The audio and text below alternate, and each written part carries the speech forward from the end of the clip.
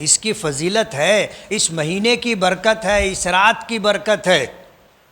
اور حدیث پاک میں نبی کریم صلی اللہ علیہ وسلم کا ارشاد مبارک ہے کہ اس رات غروب آفتاب سے صبح صادق تک اللہ پاک کی طرف سے اعلانات ہوتے رہتے ہیں، اس لیے اس کا انکار نہیں کیا جا سکتا۔ اس کی فضیلت، اس کی برکت ہے، اس کی عظمت ہے۔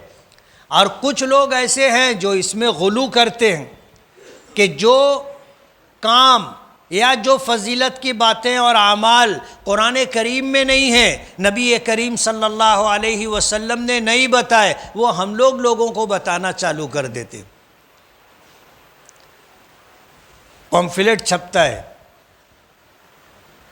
اور عجیب و غریب عبادتیں اور طور طریقے اس میں لکھے ہوتے ہیں۔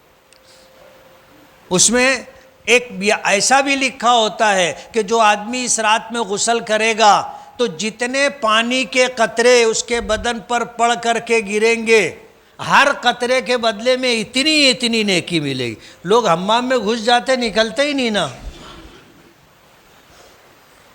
اب گھر میں اتنا پانی نہیں رہتا، مسجد کا حمام کھلا رہتا ہے، لائن لگا کے لوگ کھڑے رہتے، جو اندر رہتا ہے وہ باہر نکلتا نہیں ہے۔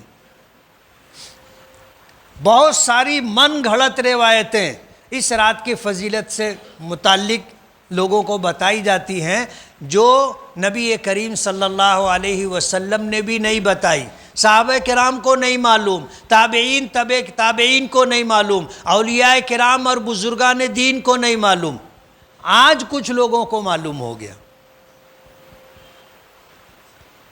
اس لیے جو عبادتیں قرآن و حدیث سے ثابت ہیں، جو عبادتیں نبی کریم صلی اللہ علیہ وسلم سے منقول ہیں، صحابہ کرام نے جس کو اپنایا اور اختیار کیا، وہی عبادتیں کرنا چاہیے۔